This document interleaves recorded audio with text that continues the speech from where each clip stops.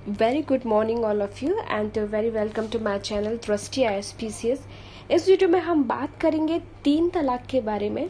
देखिए, एक बहुत ही इम्पॉर्टेंट टॉपिक है आपके पॉलिटी सेक्शंस के पॉइंट ऑफ व्यू से, तो कभी भी पूछा जा सकता है, इसलिए मैं आपको इसके बारे में थोड़ा सा डिटेल में डिस्कशन हम करेंगे।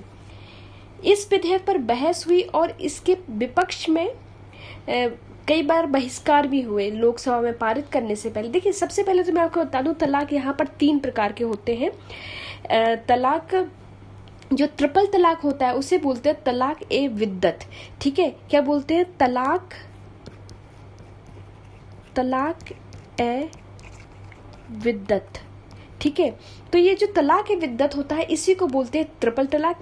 ये जो तलाक है ये रिवर्सिबल नहीं होता है, इसलिए इसका ही सबसे ज्यादा यहाँ पर विरोध हो रहा है। तो देखिए, जो ये विधेयक पारित हुआ था, मुस्लिम महिला विवाह अधिकार संरक्षण विधेयक 2018, यानी इसको ऐसा बोला गया था Muslim women protection of the right on marriage bill 2018। ठीक है, इसको ट्रिपल तलाक को संरक्षण देने के लिए यह बिल पारित किया गया था। अब सबसे पहली बात यह कि ये पहले 2017 में एक बार पारित हो चुका था, लेकिन लोकसभा में तो इसको पारित कर दिया गया था, लेकिन राज्यसभा ने इसको पारित नहीं किया था। इसके बाद सरकार ने इस मुद्दे पर अध्यादेश जारी किया, जिसे राष्ट्रपति ने भी मंजूरी दे दी थी। जब सरकार ने नए सिरे से मुस्लिम महिला जो विवाह अधिकार संरक्षण विधेयक 2018 था, फिर उसको लोकसभा में पारित किया, तो वहां से ये पारित हो गया। कुछ विपक्षी दलों ने इस विधेयक को संयुक्त स्थायी समिति को सौंपने की मांग की थी, मतलब ज्वाइंट सिलेक्टेड कमेटी को सौंपने की मांग की थी। सरकार ने इसको नामंजूर कर दिया था। अब यह विधेयक चर्चा के बाद फिर राज्यसभा में भी पास हो गया, फिर जहां पर सरकार ये अल्पमत में भी थी। अब हम बात कर लेते हैं कि इस विधेयक में खास बात क्या है, और तलाक ए विद्दत, जिसे इंस्टेंट तलाक या मौखिक तलाक भी कहते हैं, क्या है। देखिए, इंस्टेंट तलाक या मौखिक तलाक, जैसे कि आपने सुना होगा, कई बार मूवीज में भी देखा होगा, कई बार बोल देते तलाक तलाक तलाक, 3 बार तलाक बोल दिया और मतलब आपका तलाक हो गया, तो ये हो जाता है तलाक ए विद्दत। तो इस जो विधेयक था, विधेयक में क्या खास बात थी 3 तलाक को लेकर। देखिए, 3 तलाक के मामले को दंडनीय अपराध माना है इस विधेयक में, जिसमें 3 साल की सजा होगी अगर आप किसी को भी ऐसे तलाक करके तलाक दे देते हैं, और वो जो पक्ष वाली महिला है वो सहमत नहीं है, तो जो विपक्षी पुरुष है जो महिला को तलाक देता है इस तरीके से, उसे 3 साल तक की सजा होगी अगर वो कंप्लेन कर देती है। उसके बाद क्या है, मजिस्ट्रेट को पीड़िता का पक्ष सुनने के बाद सुलह कराने और जमानत देने का अधिकार होगा।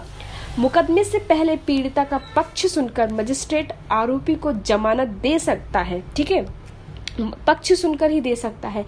पीड़िता उसके रक्त संबंधी और विवाह से बने उसके संबंधी ही पुलिस में प्राथमिकता दर्ज करा सकते हैं। उसके बाद क्या है, इसमें है पति पत्नी के बीच यदि किसी भी प्रकार का आपसी समझौता होता है तो पीड़िता अपने पति के खिलाफ दायर किया गया मामला भी वापस ले सकती है। उसके बाद इसमें बताया गया है कि मजिस्ट्रेट को पति पत्नी के बीच समझौता कराकर शादी बरकरार रखने का भी अधिकार होगा।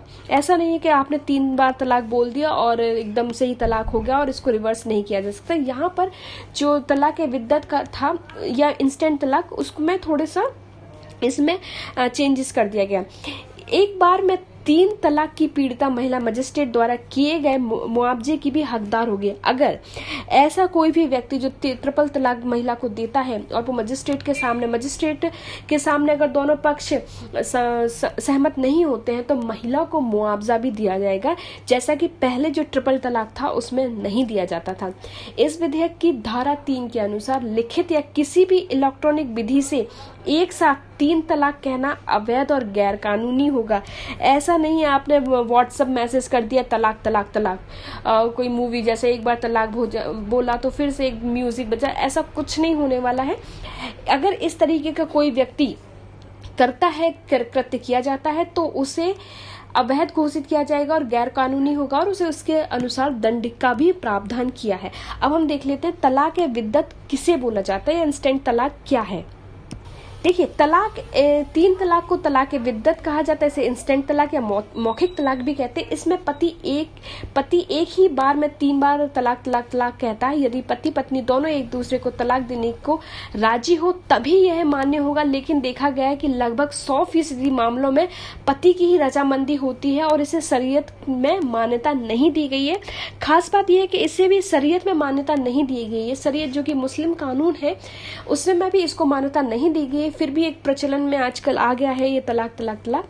अब हम बात करते हैं 3 तलाक पर क्या सुप्रीम कोर्ट का क्या नजरिया रहा है, इसमें थोड़ा सा डिस्कशन हम करते हैं। देखिए भारत में एक तो आपको मैं पहले बता दूं, हमारे यहाँ यूसीसी नहीं है, यूनिफॉर्म सिविल कोड तो है नहीं है।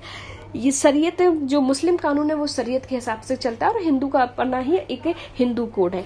तो यहाँ पर जो सुप्रीम कोर्ट का एक नजरिया होता है वो बहुत ही इम्पोर्टेंट होता है। ठीक है, तो भारत में मुस्लिम समाज में प्रचलित 3 तलाक की प्रथा पति को एक बार में एक साथ 3 बार तलाक बोलकर पत्नी से निकाह खत्म करने का अधिकार देती है। 3 तलाक पीड़ित महिलाएं 2016 में सुप्रीम कोर्ट में अपील की थी। 3 तलाक की सुनवाई के लिए 5 सदस्यीय बेंचों का गठन किया गया था। सुप्रीम कोर्ट में केंद्र सरकार ने लैंगिक समानता और धर्मनिरपेक्षता के आधार पर 3 तलाक का विरोध किया था। इसको बहुत ही इंपॉर्टेंट है, इसको ध्यान रखिएगा। सुप्रीम कोर्ट ने किस आधार पर, एक तो लैंगिक समानता, दूसरा धर्मनिरपेक्षता के आधार पर 3 तलाक का विरोध किया था। सुप्रीम कोर्ट ने अगस्त 2017 में फैसला सुनाते हुए 3 तलाक को असंवैधानिक और कुरान के मूल सिद्धांतों के विरुद्ध बताया था, क्योंकि यहाँ पर शरीयत भी इसको जायज नहीं मानती है। 5 जजों की पीठ ने 2 मुकाबले 3 मतों ने यह फैसला दिया था। सुप्रीम कोर्ट ने भारतीय संविधान के अनुच्छेद 14, ठीक है, आर्टिकल 14 और आर्टिकल 21 का उल्लंघन इसे बताया, जो कि सभी नागरिकों को समानता का अधिकार देता है। कौन कौन से आर्टिकल? आर्टिकल 14 विधि के समक्ष समान संहिता, ठीक है, विधि के समक्ष सभी व्यक्ति समान होंगे। आर्टिकल 21 के तहत इसको असंवैधानिक बताया। 3 तलाक को खत्म करते हुए शीर्ष अदालत 2002 में समीम आरा मामले का हवाला लेते हुए कि कुरान में इसका जिक्र नहीं है और जो बात धर्म के अनुसार ठीक नहीं है उसे वैध कैसे कहा जा सकता है। मतलब इसमें कहा गया, सुप्रीम कोर्ट ने कहा है कि जो बात धर्म के अनुसार भी ठीक नहीं है तो उसे हम अपने जो कानून है, व्यवस्था है, उसमें कैसे जगह दे सकते हैं, क्योंकि ये शरीयत में भी नहीं लिखा है कहीं पर भी 3 तलाक के बारे में, उसे वैध कैसे कहा जा सकता है। समीम आरा मामले में 3 तलाक को नहीं माना। इसके अलावा सुप्रीम कोर्ट में मुस्लिम विवाह विच्छेद अधिनियम, dissolution of the Muslim marriage act 1939 को भी यह कहते हुए चुनौती दी गई थी कि यह कानून मुस्लिम महिलाओं को बहु विवाह से बचाने में भी नाकाम रहा है। मतलब मुस्लिमों में अधिकतर आपने देखा बहु विवाह प्रथा रही है, तो इसमें भी ये उसमें बचाने से नाकाम रहा है। शीर्ष अदालत ने सरकार के इस संबंध में कानून बनाने के लिए कहा। सुप्रीम कोर्ट के फैसले के बाद केंद्र सरकार ने मुस्लिम महिला विवाह जो विधेयक है वो लाई। 2017 में लोकसभा में पारित हुआ, फिर राज्यसभा में अटक गया था, फिर 2018 में इसके लिए एक अध्यादेश जारी किया गया था। अध्यादेश में 3 तलाक को अपराध घोषित करते हुए पति को 3 साल तक जेल और जुर्माना का प्रावधान किया गया था। अब हम एक बार देख लेते हैं सिलेक्टिव कमेटी क्या है। इसमें जैसा कि बताया गया जो 3 तलाक है उनको सिलेक्टिव कमेटी में भेजा जाए, तो एक बार इसमें देख लेते हैं। देखिए, संसद अपना कामकाज निपटाने के लिए कई तरीके की संसदीय समितियों का गठन करती है। संसदीय समिति 2 तरह की होती है, एक तदर्थ और दूसरा स्थायी। तदर्थ मतलब एड हॉक कमेटी का गठन किसी विशेष उद्देश्य के लिए किया जाता है। ऐसी समिति तभी तक काम करती जब तक इस मामले में अपना काम पूरा कर रिपोर्ट सदन को न पहुंच दे। और स्टैंडिंग कमेटी मतलब स्थायी समिति वो होती है, स्थायी समिति का काम पूर्व निर्धारित होता है, जैसे कि पब्लिक अकाउंट समिति, लोक लेखा समिति बोलते हैं, जैसे प्राक्कलन समिति, एस्टिमेटेड कमेटी बोलते हैं, और विशेष अधिकार समिति, प्रिविलेज कमेटी आदि जैसी कई तरीके की ये स्टैंडिंग कमेटी होती हैं। इनके अलावा कई तरीके की स्थायी समितियां भी होती हैं, जैसे कि सिलेक्ट कमेटी, सिलेक्ट भी प्रवर समिति बोलते हैं, इसको सिलेक्ट कमेटी बोलते हैं, और संयुक्त समिति जिसे ज्वाइंट कमेटी बोलते हैं के रूप में तदर्थ समिति 2 प्रकार की होती है। और इनका काम सदन में पेश हुए विधेयकों पर विचार करना होता है। ये तो हो गया आपकी सिलेक्ट कमेटी के बारे में, ठीक है, जिसको प्रवर समिति भी बोलते हैं। अब हम बात करते हैं कि जो मशहूर शायर फैज अहमद ने औरतों को लेकर एक नब्ज ने कही थी, जिसके बोल ये थे, बोल की लब आजाद है तेरे, बोल जुबा अब तक तेरी है। बोल कि लफ्ज आजाद है तेरे, बोल जुबा अब तक तेरी है। यह एक हद तक सच भी है। आज मुस्लिम महिलाओं में चेतना और शिक्षा का स्तर बढ़ा है। वे धर्म के नाम पर शोषण के कुचक्र को समझने लगी हैं। अधिकारों और सामाजिक सुधारों के लड़ने के साहस उनमें आ गया है। 3 तलाक पर प्रस्तावित कानून बेशक एक लीगल रिफॉर्म है, जो सोशल रिफॉर्म का एक छोटा सा हिस्सा मात्र है, और कोई भी सामाजिक बदलाव यानी रिफॉर्म एक व्यापक प्रक्रिया से होकर गुजरने के बाद ही होता है। तो इस वीडियो में इतना ही। 3 तलाक से रिलेटेड जितनी भी चीजें थी मैंने आपको इस वीडियो में बताई हैं, और आशा करती हूँ आप एक अच्छा आंसर इससे मेरे वीडियो से लेकर आप लिख सकेंगे। So till then, thank you and thanks for watching and stay connected. Thank you.